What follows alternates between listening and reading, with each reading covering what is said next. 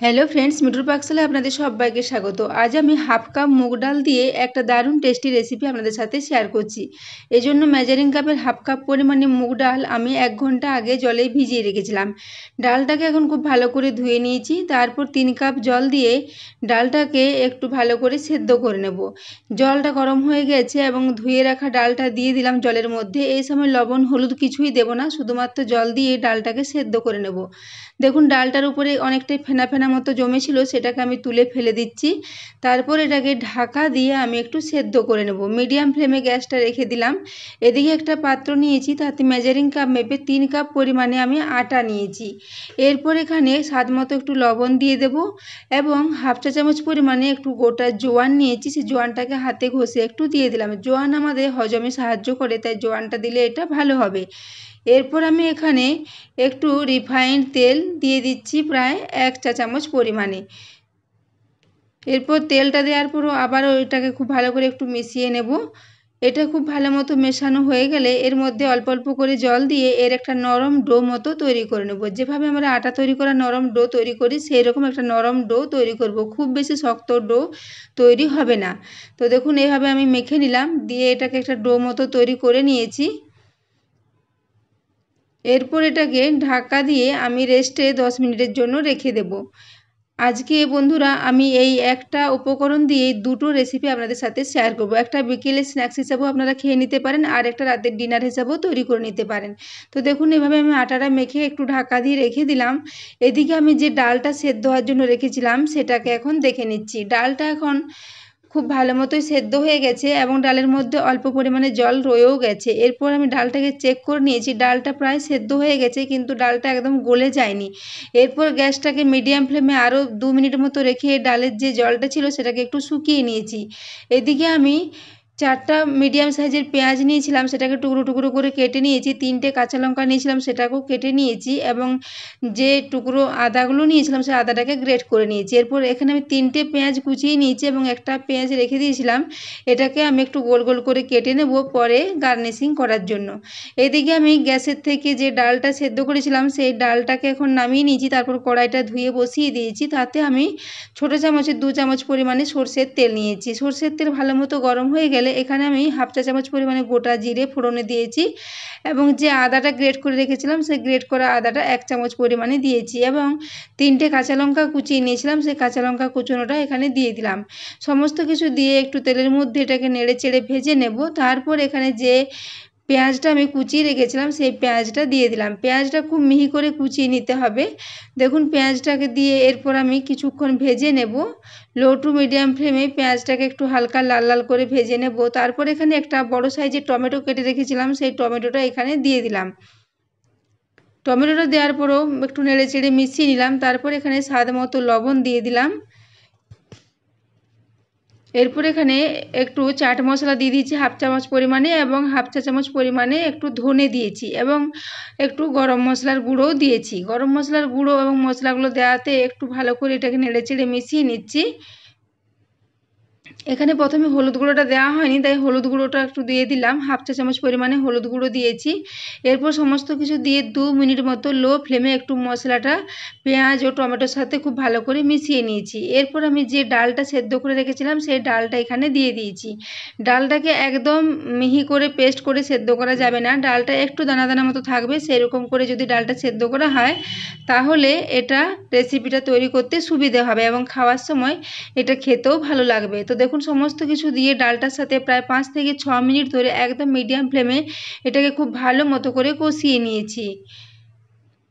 এখানে লাস্টে আপনারা চাইলে একটু ধনেপাতা কুচুনো দিতে পারেন, কিন্তু আমি এখানে গরম মশলা দিয়েছি। গরম মশলার গন্ধেই এই রেসিপিটা খেতে ভালো হবে, সেজন্য আমি আর অন্য কোনো মশলা দিলাম না, যেহেতু চাট মশলা একটু দিয়েছি।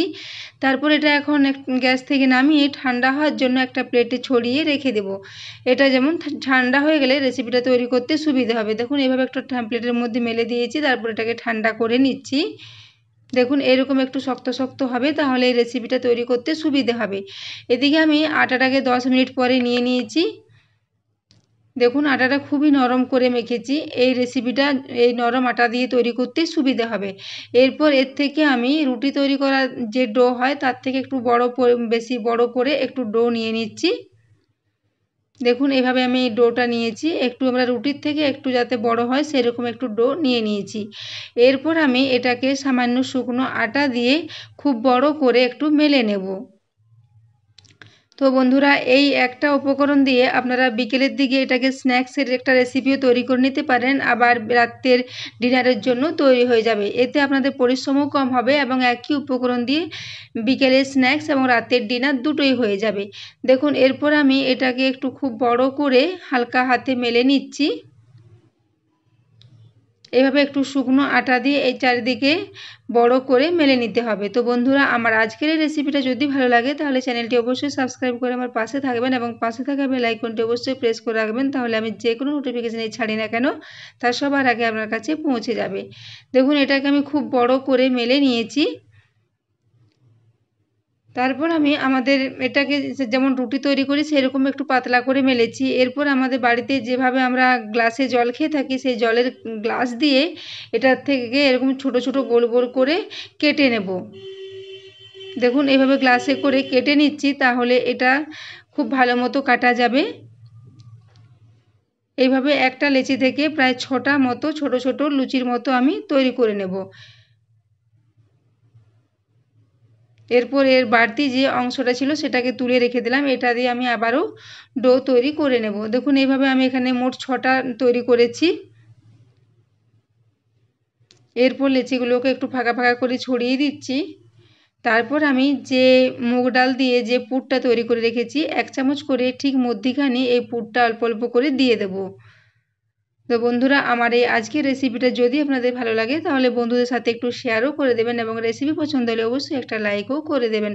দেখুন এরপর আমি এটাকে একদিক থেকে মুড়ে নিয়ে চারিদিকটা হাতে করে একটু টিপে দিলাম।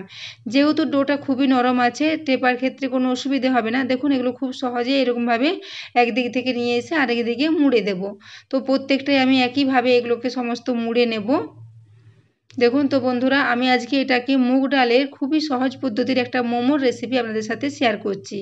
তবে মোমো তো আপনারা স্টিম করে তৈরি করেন, এটাকে আমি কিন্তু স্টিম করব না, এটাকে আমি জলে সেদ্ধ করে তৈরি করব। দেখুন এখানে আমি একটা কড়াই নিয়ে নিয়েছি, তাতে আমি 2 গ্লাস পরিমাণে জল দিয়ে রেখেছিলাম আগে থেকে। জলটা খুব ভালো মতো গরম হয়ে গেছে। এরপর যে মোমোগুলো আমি তৈরি করেছিলাম সেই মোমোগুলো আমি দিয়ে দিলাম। প্রথমে 6টা মোমো তৈরি করেছিলাম, পরে আমি আবারও 6টা মোমো তৈরি করে নিয়েছিলাম আরও একটা ডো তৈরি করে।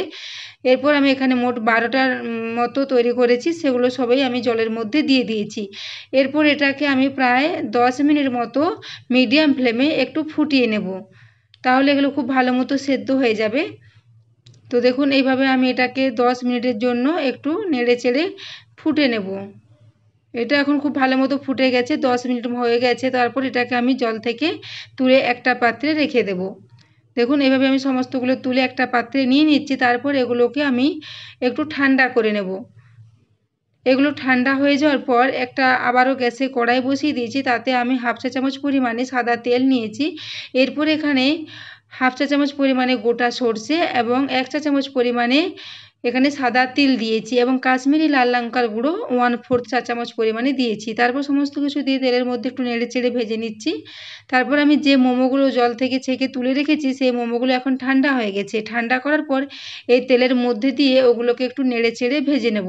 এগুলো একদম জল থেকে তুলে সঙ্গে সঙ্গে ভাজতে যাবেন না, তাহলে এগুলো ভেঙে যাবে। এগুলো জল থেকে তুলে একটু ঠান্ডা করে নিতে হবে। তারপর যদি এগুলো ভাজা হয় তাহলে এগুলো আর ভেঙে যাওয়ার ভয় থাকবে না। এগুলো আপনারা ননস্টিকের কড়াই বা লোহার কড়াতে ভেজে নেবেন, তাহলে এগুলো নিচের দিকে লেগেও যাবে না, খুব সহজেই ভাজা হয়ে যাবে। দেখুন এইভাবে এগুলো উল্টে পাল্টে আমি ভেজে নিয়েছি। তো এগুলো আমার এখন ভাজা হয়ে গেছে। এরপর আমি এগুলো একটা পাত্রে তুলে নিচ্ছি। তারপর এটাকে আমি একটা প্লেটের মধ্যে সার্ভ করে দেবো। তো এখানে আমি দেখুন যে পেঁয়াজটা গোল গোল করে কেটে রেখেছিলাম সেই পেঁয়াজটা নিয়েছি, 2টো কাঁচা লঙ্কা নিয়েছি, একটু টমেটো সস নিয়েছি।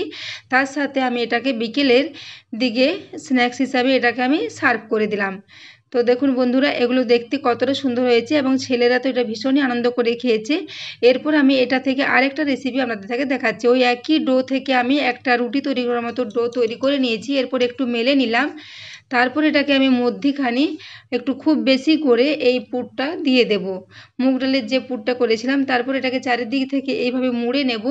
তারপর এটাকে আমরা গোল গোল পরোটার আকারে মেলে নেব। তো বন্ধুরা, আমরা রাতের ডিনারে এরকম পুর ভরা পরোটা তৈরি করে খেয়ে নিতে পারি, তাহলে আমাদের পরিশ্রমটা অনেকটাই কম হবে। আমরা বিকেলের দিকে যদি কোনো রকম স্ন্যাক্স তৈরি করি, সেই স্ন্যাক্স থেকে যদি আমাদের রাতের ডিনারও হয়ে যায়, তাতে আমাদের পরিশ্রমও কম হয় এবং খুব কম খরচে রাতের ডিনারটাও তৈরি হয়ে যায়। এটাকে আপনারা যে কোনো সবজির সাথে বা টমেটো সসের সাথে সার্ভ করতে পারেন। যেহেতু এই পুরের মধ্যে সমস্ত কিছুই দেওয়া আছে, এটা খেতে অসাধারণ হয়। তো এই রেসিপিটা আজ আপনাদের কেমন লেগেছে বন্ধুরা, কমেন্ট করে অবশ্যই জানাবেন। দেখুন, এরপর আমি যে একটা কড়াই বসিয়েছিলাম সেই কড়াতেই আমি দিয়ে দিলাম। তারপর এক পিঠ হয়ে গেলে এক পিঠ উল্টে দিয়েছি। তারপর উপর থেকে আবারও কিছুটা তেল দিয়ে দিলাম।